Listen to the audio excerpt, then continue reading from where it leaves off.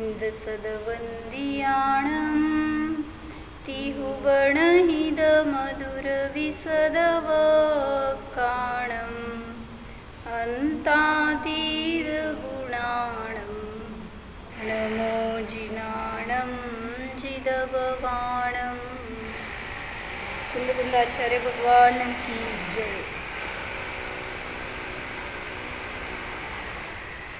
पंचास्तिका संग्रहमध्ये 14 नंबरची गाथा बघत होतो। ह्याच्यामध्ये प्रमाण सप्तभंगीचं वर्णन केलं गेलंय। काय सांगितलं काल विशेष की सप्तभंगीमध्ये 2 प्रकार आहेत। कुठले? प्रमाण सप्तभंगी आणि नय सप्तभंगी। कशाला म्हटलं प्रमाण सप्तभंगी?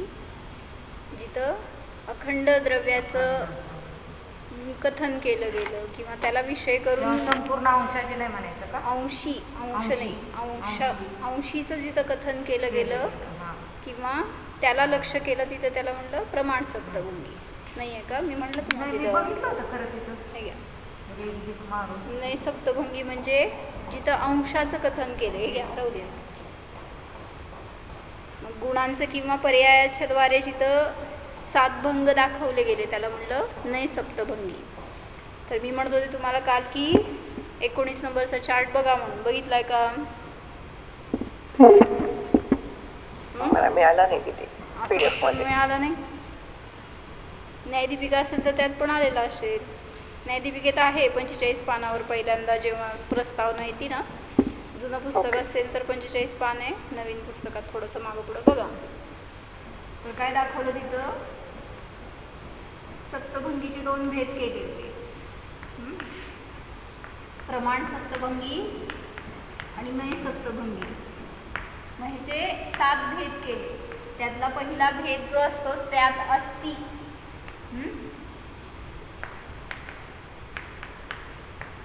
स्यात अस्ति हा एकच भेद अभेद वृत्तीचा विषय दाखवतो। आणि त्याच्यानंतर नास्ती, अस्ति, नास्ती, अवक्तव्य हे जे सगळे 7 भेद आहेत हे सगळे अभेदोपचाराचे विषय आहेत हे सांगितलं। प्रमाण सप्तभंगी अखंड धर्मीला विषय करते हे म्हणलं ना, अंशीला। तर त्याच्यामध्ये जेव्हा स्यात अस्ति म्हणलं त्यावेळेस गुणातून अखंड द्रव्य विषय केला गेला, त्यामुळे तिथं तो अभेद वृत्तीचा निश्चयनयाचा विषय झाला।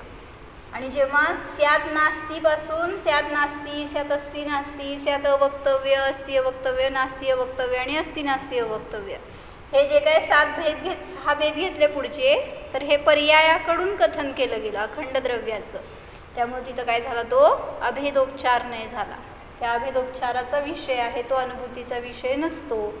मग जीव स्यात अस्ति असं म्हणत असताना काय म्हणायचं? सत यात गुणातून, अस्ति या गुणातून जेव्हा अखंड द्रव्य दाखवलं त्यावेळेस तो अभेद वृत्तीचा विषय होतो। तोच आपल्यासाठी अनुभूतीसाठी उपयोगी आहे। म्हणून प्रमाण सप्तभंगीमध्ये द्रव्यार्थिक नयाची सप्तभंगी म्हटलं ह्याला, जे काय चार्टमध्ये दाखवलं आपण। द्रव्यार्थिक नयाची सप्तभंगीमध्ये 2 भेद केले, अभेद वृत्ती आणि अभेदोपचार। आणि पर्यायार्थिक नयाची सप्तभंगी दाखवताना किंवा पर्याय वाक्य सप्तभंगी असं नाव दिलंय त्याच्यामध्ये, किंवा नय वाक्य सप्तभंगी त्याच्यामध्ये 2 भेद येणार। कुठले? भेदोपचार आणि भेदवृत्ती। मग इथं पण तोच भेद आहे, स्यात अस्ति। मग हा भेद कुठल्या नयाचा आहे? तर भेदोपचाराचा आहे। आणि पुढचे जे काय नास्ती, अस्ति, नास्ती, अवक्तव्य हे सगळे भेद आहेत हे भेदवृत्तीचे विषय आहेत। म्हणजे त्याच्याद्वारे जो विषय दाखवला गेला तो भेदवृत्ती नय आहे। म्हणून हे दोन्ही पण अंशाला दाखवणारे वचन आहेत, भेदोपचार म्हणा किंवा भेदवृत्ती म्हणा। मग जे काय सांगितलं गेलं हे भंग नय सप्तभंगीतली सगळी भंग अंशाला भेदाला दाखवतात। आणि जेव्हा प्रमाण सप्तभंगी दाखवलं त्यावेळेस तिथे धर्मीला किंवा अंशीला दाखवलं गेलं, तर त्यामुळे तिथे अखंड द्रव्याचं कथन आलं। मग या 14 भेदामध्ये फक्त एक पहिला भेद आहे, तोच आपल्याला प्रयोजनभूत आहे, तोच आपल्यासाठी सुखाचं कारण आहे। जेव्हा आत्माविषय केला आणि त्याच्यामध्ये पण हे 14 भेद लावले, तर त्यामध्ये फक्त पहिला भेद आहे हा एकच भेद निश्चयनयाचा विषय दाखवतो. बाकीचे सगळे भेद पर्यायातून अखंड द्रव्य दाखवतील किंवा गुणभेद किंवा पर्याय भेदांचं कथन करतील, तर ते आपल्यासाठी प्रयोजनभूत नाही. म्हणून त्या चार्टमध्ये ते दाखवलेलं आहे. बघा म्हटलं होतं, बघा अजून पण मिळालं तर.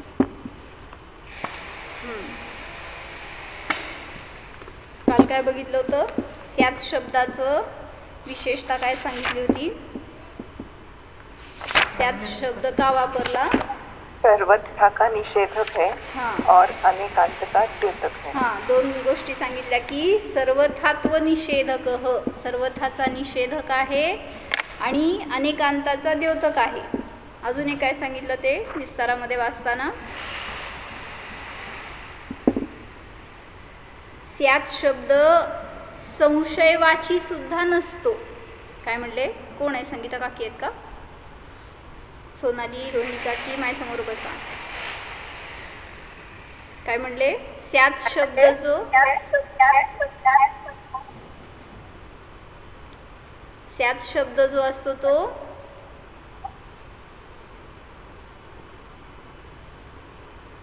संशयाचा वाचक नसतो, म्हणजे संशयवाची सुद्धा नाही. काय अर्थ घेतला होता स्यात शब्दाला? आपण स्यात शब्दाचा अर्थ काय? कथनचित. हां, मग कथनचित हा शब्द संशयवाचक आहे का हे सांगायचं त्यामध्ये, की ते प्रमाण आहे. स्यात शब्द जरी वापरले तरी सुद्धा तिथं उलट शायद हे नाही आहे त्याचा अर्थ.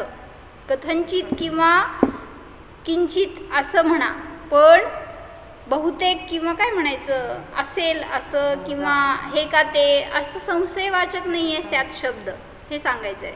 त्यामुळे ते एक घेतलं इथं नवीन, की स्यादवादामध्ये स्यात शब्द संशयवाचक सुद्धा नसतो, तो तर अनेकांताचा द्योतक किंवा सूचक असतो. एकांताचं निराकरण करणारा अनेकांत असतो.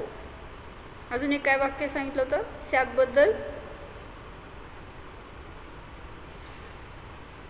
यदि वाक्य के साथ स्यात शब्द का प्रयोग न हो तब भी जानकारों से वह छिपा नहीं रहता, क्योंकि किसी पद या वाक्य का अर्थ सर्वथा एकांत रूप नहीं है. ज्यांच्या ज्ञानामध्ये अनेकांत आहे त्यांना स्यात शब्द नाही वापरला तरी सुद्धा बाधा नाही, कारण तिच्यामध्ये अर्थ गर्भित असतो. सर्वथा एकांत रूप नाही. जेव्हा कुठलंही वाक्य किंवा शब्द वापरला गेला त्याचा अर्थ कधीही सर्वथा रूपाने होत नाही, ज्याच्या अभिप्रायामध्ये अनेकांत गर्भित आहे. हे काल जरा थोडं विशेष बघितलं होतं आपण. हां, आणि काय सांगितलं होतं? प्रमाण की तरह प्रमाण वाक्य सकलादेशी होता है, नय की तरह नय वाक्य विकलादेशी होता है. इन दोनों प्रकार के वाक्यों में केवल दृष्टि भेद का ही अंतर है. काय म्हणले? फक्त दृष्टीमध्ये भेद आहे, वस्तूत भेद नाही आहे. काय कळलं रोहिणी काकी? दृष्टीमध्ये भेद आहे म्हणजे काय? म्हणजे काय? वस्तू आपल्या बघ, वस्तू आहे तीच आहे. आपण जेव्हा एका अंशाने बघतो तेव्हा त्या अपेक्षेने भेद आहे. हां, म्हणजे वस्तूमध्ये भेद नाही आहे, की ती वस्तू काय अंशात अंशरूप झाली, भेदरूप झाली, असं वस्तूमध्ये भेद नाही आहे, दृष्टीमध्ये भेद आहे. म्हणून म्हटलं ना आज दुपारी पण सांगताना त्यांनी काय सांगितलं, तुम्ही त्या वस्तूकडे कुठल्या दृष्टीने पाहता तशी तुम्हाला दिसली, पर्याय रूप दिसली. नित्य आहे का अनित्य आहे वस्तू? नित्य पण आहे अनित्य पण आहे. काय म्हणले? बोला, काय म्हणले? वस्तू नित्य आहे का अनित्य आहे? दोन्ही आहे. कसं काय? हां, मग तुमची दृष्टी कुठं आहे तशी वस्तू आहे हे सांगितलं ना. काय म्हणले मामी? की जेव्हा पर्यायाकडून पाहतो त्यावेळी द्रव्यच अनित्य आहे. काय म्हणले? द्रव्यच अनित्य आहे आणि द्रव्याकडून पर्यायाला पाहताना द्रव्याकडून पर्यायाला पाहताना पर्याय सुद्धा नित्य म्हणली गेली. दृष्टी आहे ना ती, म्हणून सांगितलं की तशा अपेक्षेने कथन केलं गेलं. पर्यायाला पाहताना पर्याय नित्य म्हणली गेली, म्हणून तर नियत विशेषण दिलं म्हटलं ना त्यांनी आज, की मग द्रव्य नित्य पण आहे अनित्य पण आहे. मग द्रव्याबरोबर त्याची पर्याय सुद्धा तशीच आहे, नित्य पण आहे अनित्य पण आहे. खटकतं जेव्हा पर्याय नित्य आहे म्हणलं तर, पण व्ह्यू आहे हो शेवटी, तो पाहण्याचा दृष्टिकोन आहे त्या वस्तूकडं. मग हे सांगितलं त्यांनी की दोनों प्रकार के वाक्यों में केवल दृष्टि भेद का ही अंतर है. नए वाक्य में एक धर्म की मुख्यता होती है, प्रमाण वाक्य में एक धर्म मुख्य न सभी धर्मों का ग्रहण होने से सभी की मुख्यता होती है. प्रमाण वाक्यामध्ये धर्मी ग्रहण केला गेला ना, सर्व धर्मांनी सहित असणारा तो धर्मी विषय केला गेलाय, त्याची मुख्यता आहे, अंशांची धर्माची मुख्यता नाही. हे सगळं काल घेतलं होतं आपण. पुढचं वाचते. नयचक्र असेल तर 127 पान आहे.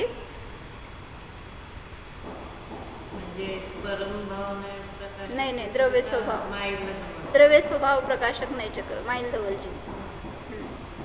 शेअर करू का दीदी? हां ह्याच्यावर ग्रुपवर टाकायचं तर टाका बघायला सगळ्यांना. काय सांगितलं? स्यात शब्द तीन अर्थवाला आहे, 3 संज्ञावाला आहे. किंचित, कथंचित आणि कथंचन तिन्ही एका अर्थवाचक आहेत. काय सांगितलं मामा? स्याद्वादमध्ये स्यात शब्द का वापरला? त्याचा अर्थ काय आहे? कथंचित, किंचित आणि कथंचन.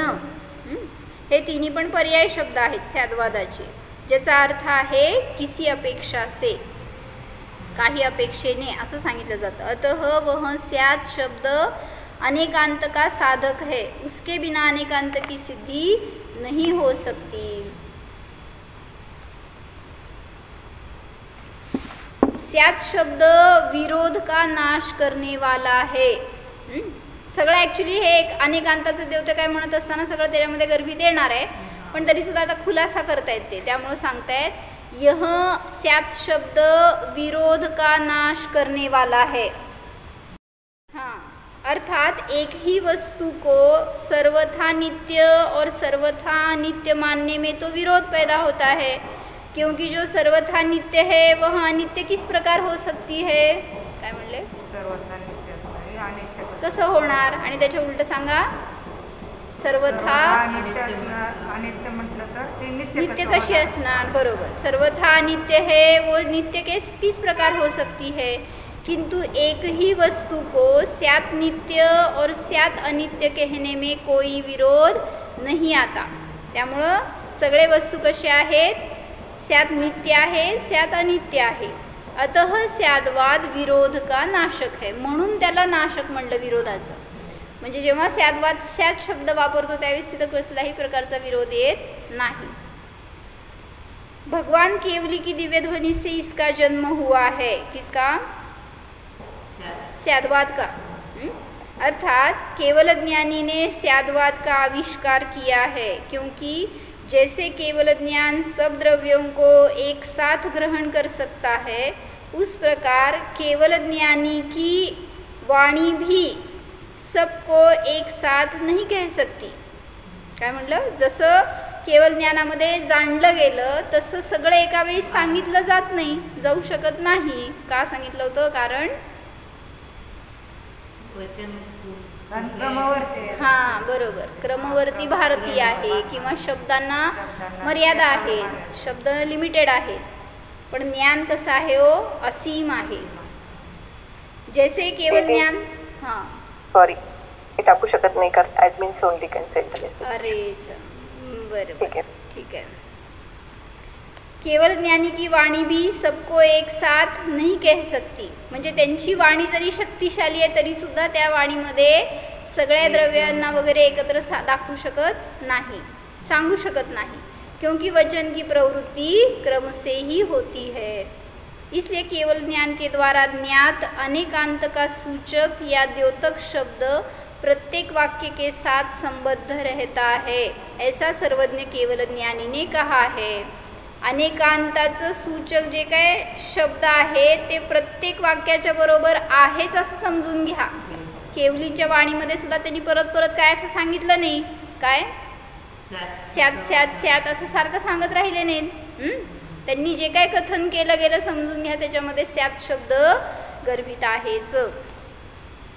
जैसे सिद्ध किया गया एक मंत्र अनेक अभिष्ट फलों को प्रदान करता है, वैसे ही एक स्यात शब्द को भी अनेक अर्थ का, अनेक धर्मात्मक पदार्थ का साधक जानना चाहिए. म्हणजे एका स्यात शब्दाच्या द्वारे तुम्हाला सगळं त्यात गर्भित आहे हे समजून घ्या. म्हणून त्यांनी काल सांगितलं की जेव्हा वस्तूला तुम्ही असं म्हणता की द्रव्य नित्य आहे, तर भले मी तिथं स्यात वापरलं नाही किंवा वापरलं, त्याचा अर्थ काय आहे, मला अनित्य आदी सगळे धर्म मान्य आहेत त्याच्यामध्ये.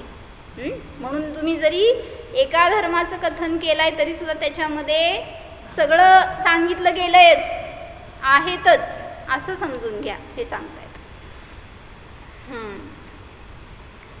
तर प्रमाण सप्तभंगी आणि नय सप्तभंगीचे सगळे भंग समान आहेत. अस्ति नास्ति, अस्ति नास्ति, अवक्तव्य, पुढं अस्ति अवक्तव्य, नास्ति अवक्तव्य आणि अस्ति नास्ति अवक्तव्य.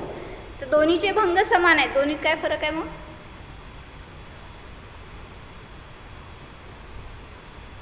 काय सांगितलं परवा मी तुम्हाला?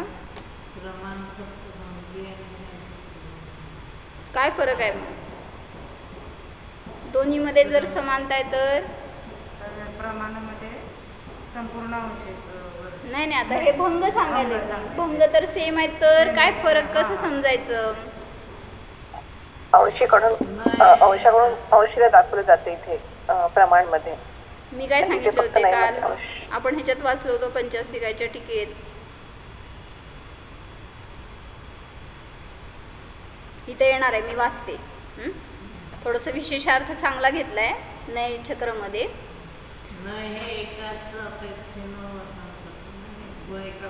हां, मग काय फरक केलाय त्यांनी? शब्द दिला इथं काय, स्यात अस्ति यह वाक्य संपूर्ण वस्तू का बोध कराता है, अतः प्रमाण वाक्य है. स्यात अस्ति नुसतं म्हणलं तर ते संपूर्ण वस्तू दाखवतं, म्हणून ते प्रमाणाचं द्योतक आहे. और स्यात अस्ति एव द्रव्यम, अस्ति एव द्रव्यम, यह वाक्य वस्तू के एक धर्म का ग्राहक होने से नय वाक्य है. जेव्हा स्यात अस्ति म्हणलं तर प्रमाण वाक्य झालं, आणि स्यात अस्ति एव लावला इथं त्या टीकेमध्ये त्यांनी तसा शब्द घेतलाय. स्यात अस्ति एव, अस्तिचंच मी तुम्हाला वर्णन सांगणार आहे असं सांगतोय तो नय. म्हणजे काय, फक्त एक धर्म दाखवायचं आहे ना. इथं स्यात अस्ति म्हणताना संपूर्ण द्रव्य दाखवायचं आहे, आणि स्यात अस्ति एव म्हणताना फक्त त्या अस्तित्व गुणाला, त्या सत धर्माला फक्त दाखवायचं आहे. म्हणून तो एवकार जो आहे तो नयाचा वाचक असतो, असं त्यांनी थोडासा फरक करून सांगितलं आहे. मी हे घेतलं होतं दीपाली भाभी काल परवा, वाचते इथं खुलासा चांगला घेतला है.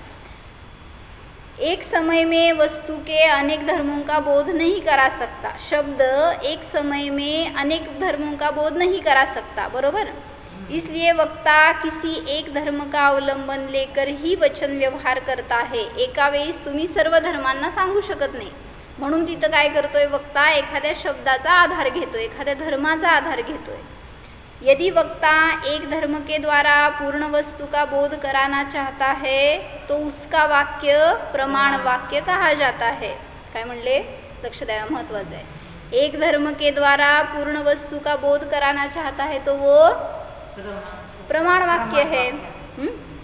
तो उसका वाक्य प्रमाण वाक्य कहा जाता है.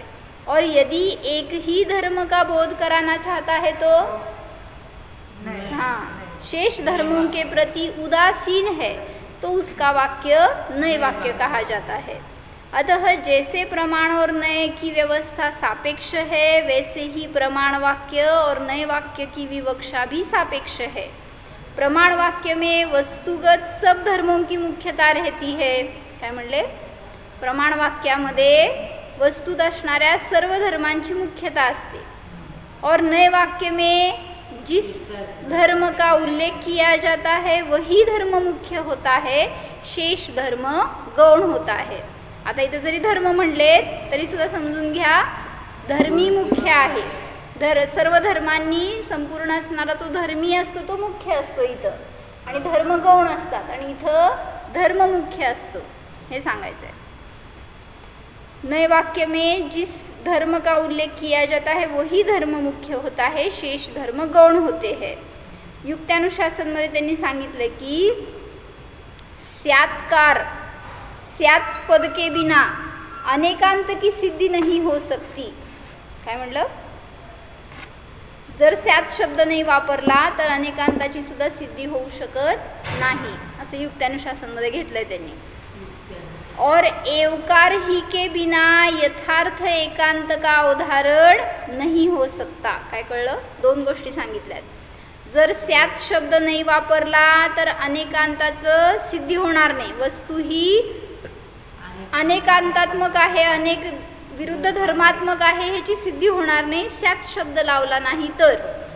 आणि एवकार ही के बिना, एवकाराशिवाय जेव्हा एवकार लावला नाही तर म्हणजे प्रमाण वाक्य सप्तभंगी शिवाय अनेकांतात्मक वस्तूची सिद्धी होत नाही.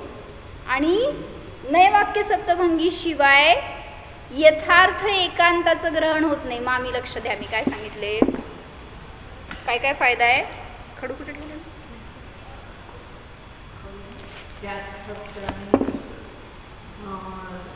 द्रव्याचं ग्रहण होतं, प्रमाणाचं ग्रहण होतं, आणि एक शब्द लावला तर एका धर्माचा ग्रहण शकतो ते नाही हो. त्याच्या पुढं झालं की माझं सांगून काय सांगितलं हो, सांगा काय कळलं? स्यात के बिना अनेकांत की सिद्धि नहीं हो सकती और एवकार के बिना यथार्थ एकांत का उदाहरण नहीं होता. मतलब है ना, ही पाहिजे, त्याच्याशिवाय तोच धर्म आहे असं कळणार. म्हणजे तुम्ही काय वापरलाय शब्द स्यात अस्ती आणि समजा पुढं वापरला एव, तर हा स्यात शब्द कशाचा द्योतक आहे म्हणले? अनेकांताचा. कारण स्यात म्हणजे कथनचित आहे हे सांगितलं, कथनचित नाही हे गर्भित आहे, म्हणून त्यांनी म्हणतायत की स्यात शब्द अनेकांताचा द्योतक आहे. आणि जेव्हा एवकार लावला तर एवकार हा शब्द कशाचा आहे? वाचक सम्यक एकांताला दाखवतो तो, म्हणजे सर्वथा रूपाने जिथं वस्तूचं कथन केलं गेलं त्याचा निषेध करतो. कुठं वाचले मी? एवकार के बिना यथार्थ एकांत का उदाहरण नहीं हो सकता, म्हणजे सम्यक एकांताचं ग्रहण होणार नाही जर एवकार नाही वापरला तर. स्यात अस्ति जीवः, जीव किसी अपेक्षा से है. इस वाक्य में सब धर्मों की प्रधानता होने से प्रमाण वाक्य है. स्यात जीव अस्ति जीवः, कुठला सप्तभंगी झाली? प्रमाण सप्तभंगीमध्ये कुठली भंग झाला? अभेदवृत्ती. अभेदवृत्ती. स्यात अस्ति जीवः, स्यात जीव आहे असं म्हणलं ना, स्यात अस्ति जीवः पहिला भंग आहे तो अभेदवृत्तीचा. जीव किसी अपेक्षा से है. इस वाक्य में सब धर्मों की प्रधानता होने से यह प्रमाण वाक्य है.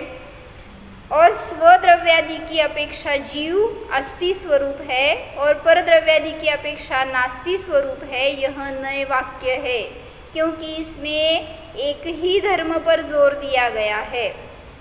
स्व अपेक्षेने आहे, पर अपेक्षेने नाही, हे सगळं सांगत असताना ती नय सप्तभंगी होणार.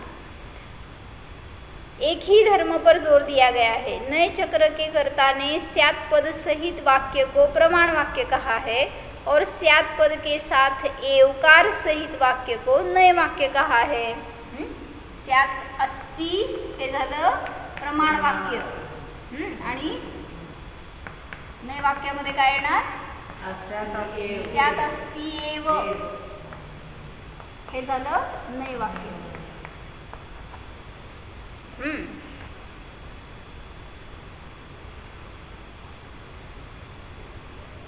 यही बात आचार्य जयसेन ने पंचास्तिका और प्रवचन सार की टीका में लिखी है. पंचास्तिकामध्ये सांगितलं की स्यात अस्ति यह वाक्य संपूर्ण वस्तु का बोध कराता है, अतः प्रमाण वाक्य है. और स्यात अस्ति एव द्रव्यम यह वाक्य वस्तु के एक धर्म का ग्राहक होने से नए वाक्य है. जे आता आपण खुलासा केला तेच सांगितलं. जेव्हा स्यात अस्ति म्हटलं फक्त तर ते संपूर्ण वस्तूचं द्योतक आहे म्हणून प्रमाण वाक्य झालं. आणि स्यात अस्ति एव सांगत असताना ते धर्म मात्राला दाखवतं म्हणून नए वाक्य झालं. म्हणजे एवकार लावलाय म्हणजे एका धर्माला सांगतायत तिथं, पण तिथं अन्य धर्मांचा निषेध नाही. मुख्य गौण विवक्षा आहे बस. यहाँ स्यात अस्ति एव वाक्य में जो एवकार ग्रहण किया है वह नए सप्तभंगी को बतलाने के लिए है. इस तरह प्रमाण और नए के भेद से सप्तभंगी के दो भेद है हो जाते हैं. प्रमाण सप्तभंगी और नए सप्तभंगी. काल आमची शंका होती की प्रमाणामध्ये सप्तभंगी का नाही, नयामध्येच सप्तभंगी का, अप्रमाणामध्ये सप्तभंगी का नसते.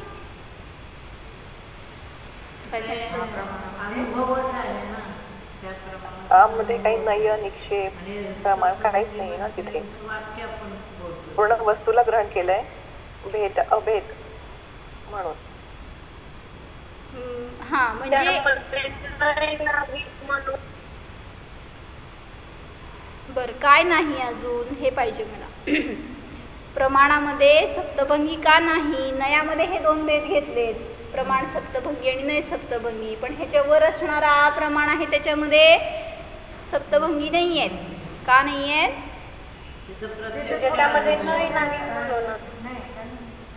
काय म्हटली सोनी? नय नाहीत म्हणून. नय नाहीत असं ते काय म्हणायचं, हेतूला हेतूनीस कसं तुम्ही सिद्ध करणार? साध्य समहेतू झाला का नाही? म्हणजे नयामध्येच काय तुम्ही मला सांगते ना, नयामध्येच पहिला वाक्य तयार कर आणि मग वाक्य सांग. अखंड वस्तूचं तिथं भेद नाही, तिथं प्रमाणच असणार. हा काय सांगितलं, प्रमाणाने जेव्हा ग्रहण करतो तेव्हा अभेद वस्तूला ग्रहण केलं गेलंय. आणि भंगी म्हणजे भेद आहे तो, मग तिथं भेद नाही आहे प्रमाणामध्ये. लिहा. म्हणून प्रमाणामध्ये अप्रमाणामध्ये सप्तभंगीची रचना नसते. नयामध्ये हे दोन भेद होतात, प्रमाण वाक्य सप्तभंगी आणि नय वाक्य सप्तभंगी. प्रमाणाने जाणण्याचं कार्य झालंय, गाढतेने जाणलं गेलेलं आहे. आणि इथं जेव्हा आपण सप्तभंगीमध्ये येतो तेव्हा भेद रूपाने जाणलं किंवा कथन केलं गेलंय. मग प्रमाणामध्ये वचन प्रयोग सुद्धा नसतो म्हणून सप्तभंगी नाहीत. परत म्हटलं प्रमाणामध्ये श्रुतज्ञानामध्येच नय आहेत म्हणून तिथं नयामध्ये सप्तभंगींची रचना आहे. प्रमाणामध्ये म्हणजे अप्रमाणातल्या मतिज्ञान, केवल ज्ञान किंवा प्रत्यक्षा श्रुतज्ञान, अवधिज्ञान, मनोपरिज्ञानमध्ये नयांची रचना नाही. म्हणून जिथं नय आहेत तिथं भेद आहेत, मग तिथं सप्तभंगीची रचना होते. अजून एक आता काय सांगितलं मला की आपण सांगतो ना कारण की सातच भंग का, हे केलं होतं ना काल परवा आपण विचार. सातच भंग का आहेत, 7 प्रकारचे प्रश्न उत्पन्न झाले, मग जिज्ञासा, मग संशय, मग धर्म असे सांगितले गेले ना. मग तिथं म्हणायचं आहे की धर्म 7 प्रकारचे आहेत, त्याच्यावरून त्यांचा खुलासा करताना हे 7 भंग झालेत. मग धर्मांचं कथन जिथं येतं तिथं भेद आला म्हणून प्रमाणामध्ये सुद्धा सप्तभंगी नाही. कारण प्रमाण हे भेद करून धर्माला वेगळं करून जाणत नाही, सांगत नाही. तिथं धर्मी धर्म समूहाला युगपत जाणलं जाते. पण नयामध्ये अशी रचना होते म्हणून तिथं नयामध्ये सप्तभंगी येते. प्रश्नवश एक वस्तु में विरोध रहित विधि निषेध की अवतारणा को सप्तभंगी कहते हैं. प्रश्नाच्या वश एका वस्तूमध्ये जिथपर्यंत विरोध येणार नाही तिथपर्यंत जेव्हा प्रश्न करत जातो तिथं सप्तभंगीचा अवतार होतो. म्हणजे प्रश्न कुठपर्यंत करत जातो, जिथं बाधा येणार नाही वस्तूच्या स्वरूपाला तिथपर्यंत. आणि जेव्हा स्वरूपच उत्तर आलं ते प्रश्न थांबतात. कसं काय कळलं? जसं म्हटलं की अग्नी कशी असते, उष्ण असते. उष्ण का असते? स्वभाव आहे. स्वभाव का आहे? तर असं प्रश्न करत जाताना त्यांनी सांगितलं स्वभावाला का म्हणून विचारायचं नसतं. मग तसं जीव कसा असतो? जाणणारा असतो. का जाणणारा असतो? स्वभाव आहे. तुम्ही दुःखी का आहे? मामा दुःखी आहे का? हो म्हणा. दुःखी आहात का? हो आहे. का दुःखी आहे? दुःख ही कोणाची पर्याय? दुःख कुठल्या गुणाची पर्याय आहे? सुख गुणाची. आनंद गुणाची. आनंद गुण आहे ना आपल्यामध्ये. आनंद गुणाची ही विभाव परिणमन आहे. मग आनंद गुणाची पर्याय का?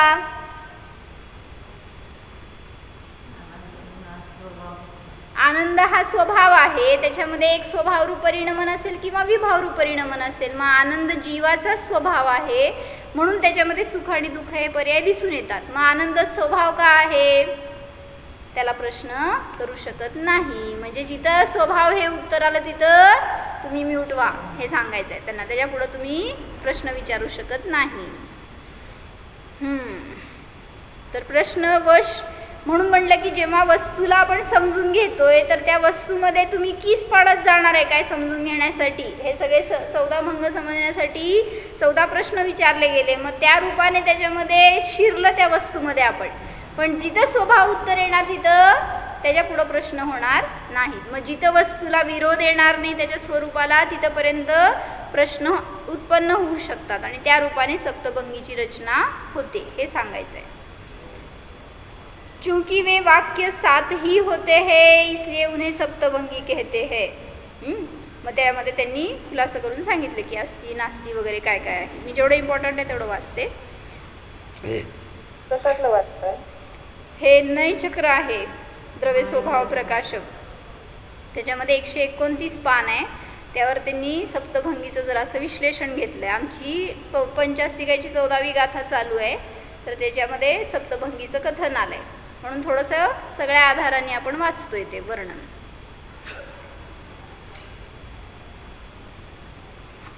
प्रत्यक्ष आदि से विरुद्ध विधि निषेध कल्पना का नाम सप्तभंगी नहीं है.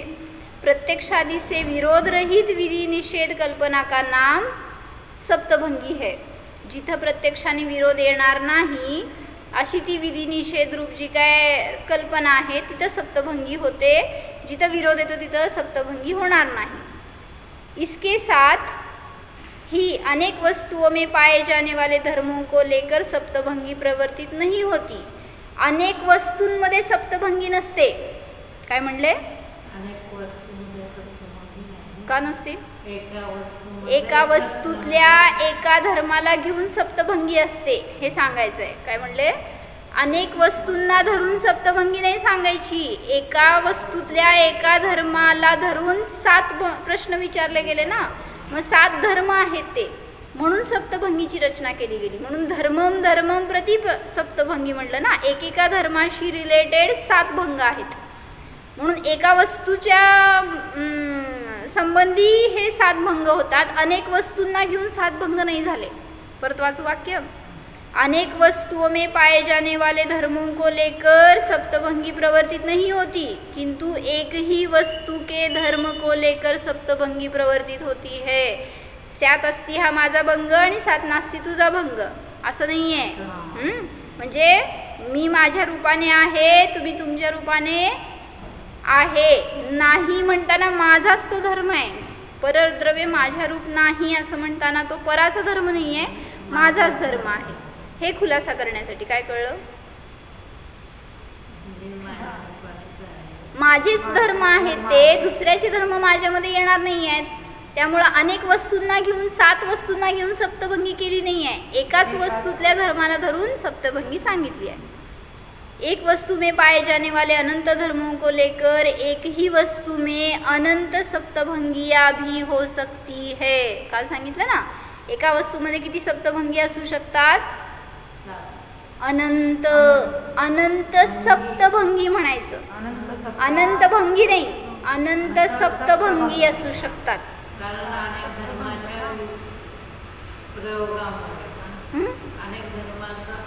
अनेक धर्मात्मक आहे वस्तू. मग प्रत्येक धर्माच्या प्रति सप्तभंगी आहे.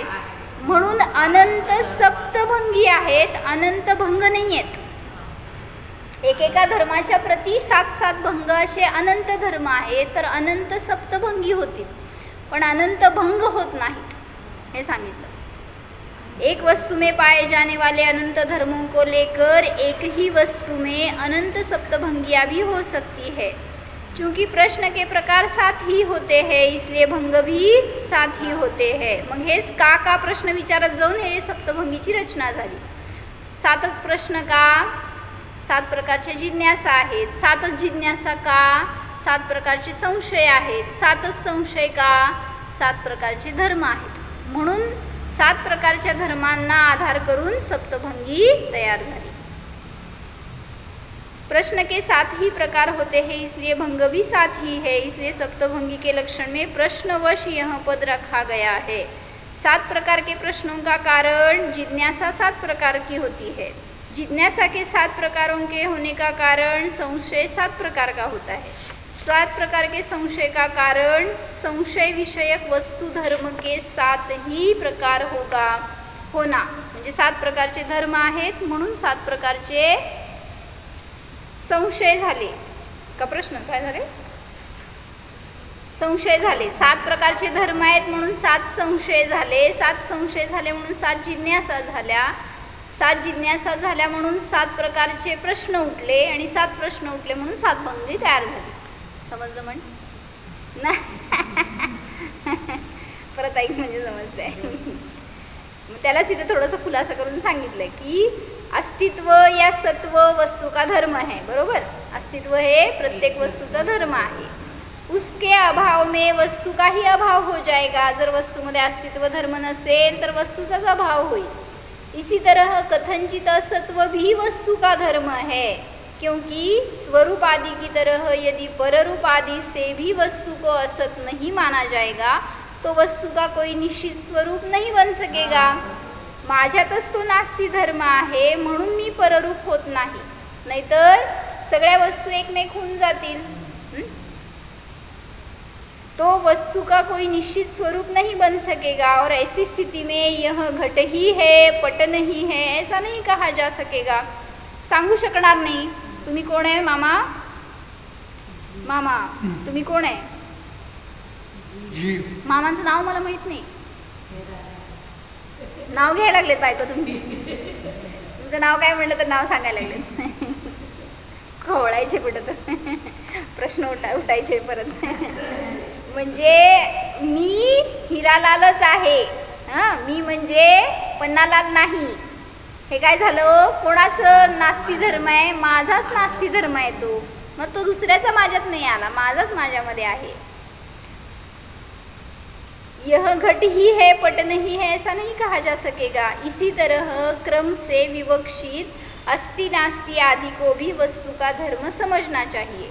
जो अस्ति है वह अपने द्रव्य क्षेत्र काल भाव से है, अन्य द्रव्यादि से नहीं. प्रत्येक द्रव्य जे आहे ते स्वचतुष्टयापेक्षेने आहे आणि परचतुष्टयापेक्षेने नाही. जैसे घड़ा पार्थिव रूप से इस क्षेत्र से इस काल की दृष्टि से तथा अपनी वर्तमान पर्यायों से है, अन्य से नहीं. एका घटाचं उदाहरण घेतलं तर त्याच्यामध्ये स्वद्रव्य क्षेत्र काल भाव त्याचं त्याच्यामध्ये आहे, ते पररूपाने नाही. अतः घड़ा स्यात् अस्ति और स्यात् नास्ति है. इस तरह स्वसत्ता का सद्भाव और परसत्ता के अभाव के अधीन वस्तु का स्वरूप होने से वह उभयात्मक है. म्हणजे एका वेळेस दोन्ही सांगत असताना क्रमाने ते उभयात्मक आहे, म्हणजे अस्ति नास्ति भंगाची सिद्धी झाली. भाव रूपता और अभाव रूपता दोनों परस्पर सापेक्ष है. अभाव अपने सद्भाव तथा भाव के अभाव की अपेक्षा सिद्ध होता है. काय म्हणले? अभाव अपने सद्भाव की अपेक्षा से और भाव के अभाव की अपेक्षा से सिद्ध होता है. सोपेच शब्द सगळं समजण्यासारखं. फक्त काय म्हणले?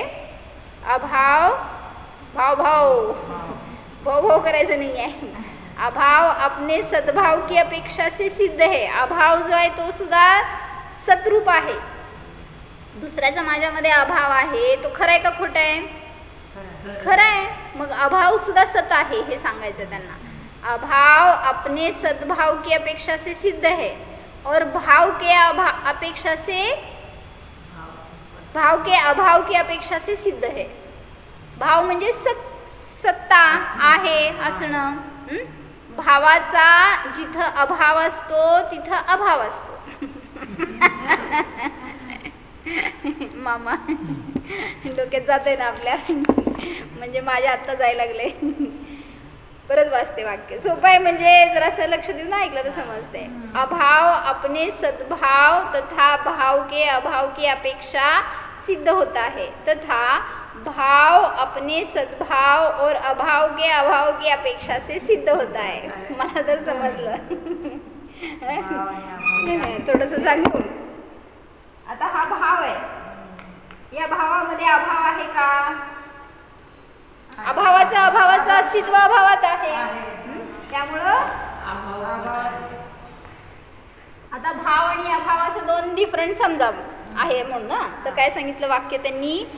अभाव अपने सद्भाव की अपेक्षा से सिद्ध है. बरोबर. अभाव आपल्या आपल्या रूपाने सिद्ध आहे. अभावामध्ये भाव आहे का? नाही आहे. त्यामुळं भावाच्या अभाव रूपाने हा अभाव सिद्ध आहे. हा समजलं. जाऊ दे, तुम्हाला तू नाव घेऊन सांगू. इथं काय, इथं मी स्मिता आणि इथं नेप्ती. काय नेप्ती? हा. आता नेप्ती म्हणजे अभाव आणि स्मिता म्हणजे सद्भाव समज. मग स्मिताचा सद्भाव तिच्यामध्ये आहे, नेप्तीचा भाव तिच्यामध्ये आहे. बरोबर. मग या अभावाच्या सद्भावामध्ये भावाचा अभाव सिद्ध आहे. म्हणजे नेप्तीमध्ये स्मिताचा अभाव सिद्ध आहे.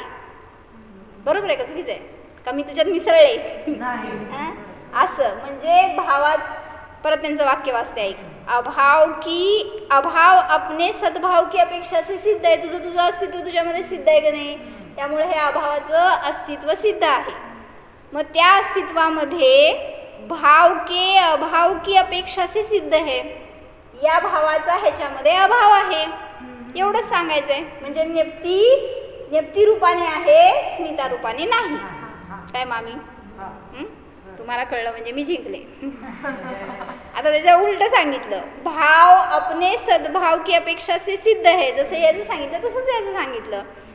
भाव अपने सद्भाव की अपेक्षा से तथा अभाव के अभाव की अपेक्षा से सिद्ध है. ह्याचं नाव फक्त अभाव आहे आणि याचं नाव भाव आहे. त्यामुळे याच्यामध्ये याचा अभाव आहे आणि याच्यामध्ये याचा अभाव आहे. बस संपलं. समजली सगळी सप्तभंगी. यदि अभाव को एकांत रूप से अस्थि स्वीकार किया जाए तो जैसे वह अभाव रूप से अस्थि है उसी तरह भाव रूप से भी अस्थि हो जाने से भाव और अभाव के स्वरूप में सांकर्य हो जाएगा. जर तो अभाव एकांताने अस्थिरूपच आहे म्हणलं, हा अभाव कथंचित अस्थिरूप आहे, कथंचित नास्तिरूप आहे. जर सर्वथा अस्थिरूप आहे म्हणलं तर काय बाधा येते हे सांगतायत. जर सर्वथा अभावच आहे म्हणलं वस्तूचा तर वस्तू सिद्ध होणार नाही. म्हणून सांगितलं त्यांनी की अभावाला जर एकांताने अस्थिरूप मानलं तर जैसे वह अभाव रूप से अस्थि है उसी तरह भाव रूप से भी अस्थि हो जाने से भाव अभाव के स्वरूप में सांकर्य हो जाएगा. मग ती वस्तू कशी आहे हे सांगता येणार नाही तुम्हाला. सर्वथा अभाव रूप पण आहे, सर्वथा भाव रूप पण आहे असं म्हटलं तर कसली आहे हो? हायब्रिड. असं तर नाही. उसी तरह यदि अभाव को एकांत रूप से अस्थि माना जाए, स्वीकार किया जाए तो जैसे वह अभाव रूप से अस्थि है उसी तरह भाव रूप से भी अस्थि हो जाने से भाव और अभाव के स्वरूप में सांकर्य हो जाएगा. इसी तरह यदि अभाव को सर्वथा नास्ति रूप माना जाए तो जर अभावाला सर्वथा नास्ति रूप मानला, अभाव नाहीच असं म्हणलं तर जैसे वह भाव रूप से नास्ति है उसी तरह अभाव रूप से भी नास्ति होने से अभाव का सर्वथा लोप हो जाएगा. जसं ती वस्तू भाव रूपाने नाही म्हणलं तसंच अभाव रूपाने पण नाही म्हणलं तर त्या वस्तूची सिद्धीच करू शकणार नाही, सर्वथा लोप हो जाएगा। अतः घट आदि स्यात् अस्ति और स्यात् नास्ति है। यहाँ घट में जो पटादि का नास्तित्व है वह भी घट का ही धर्म है। कळलं? माझ्यामध्ये पराची जी नास्ती आहे ती माझीच धर्म आहे आणि परामध्ये माझी नास्ती आहे ती पराचाच धर्म आहे, माझा धर्म नहीं है। तो उसका व्यवहार पट की अपेक्षा से होता है। जब दो गुणों के द्वारा एक अखंड पदार्थ की एक साथ विवक्षा होती है तो चौथा अवक्तव्य भंग होता है। जेव्हा एकत्र दोघांचं कथन केलं गेलं पण सांगू शकत नाही म्हणलं तर अवक्तव्य भंग झाला।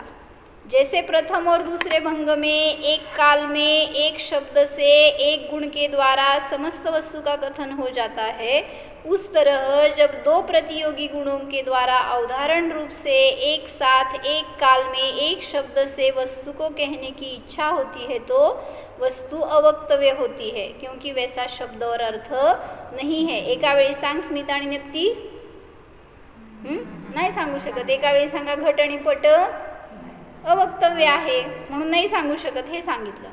इस चतुर्थ भंग के साथ पहले के 3 भंगों की संयोजना से 5वां, 6वां और 7वां भंग हो जाता है। छान केलं एक्सप्लेनेशन, थोडंसं सावकाश आपण वाचलं तर चांगलं समजतंय। मामा घड्याळ बघायला लागले। काय मामा काय सांगितले? काय फायदा आपल्याला हे समजून?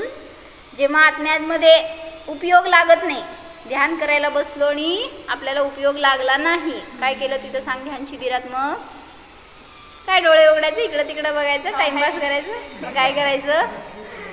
ध्यान करताना उपयोग नाही लागला तर काय करायचं?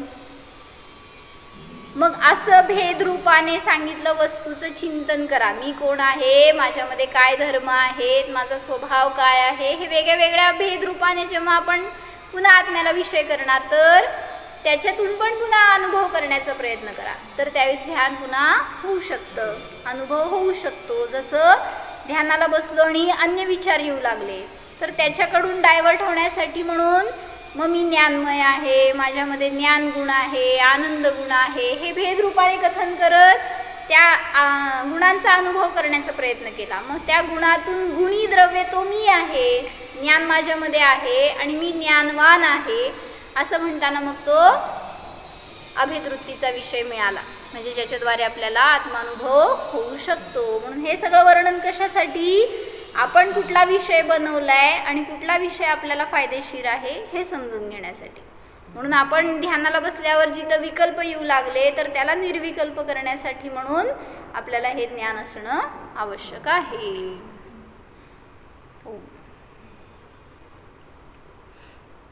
जाणा हा मी निर्विकल्प स्वरूप आहे, अस्तित्व गुणवाला आहे, नास्तित्व गुणवाला आहे।